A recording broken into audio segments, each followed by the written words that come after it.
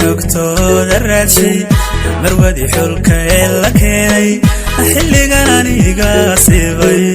marwadii xulka la keenay xilligan aniga siibay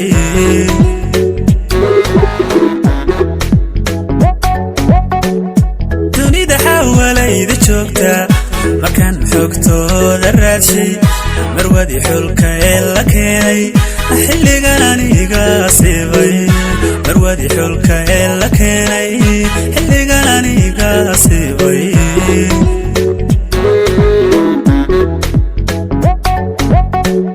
xidig qurux loo dhamaysa xariir hedabiyo asluub leh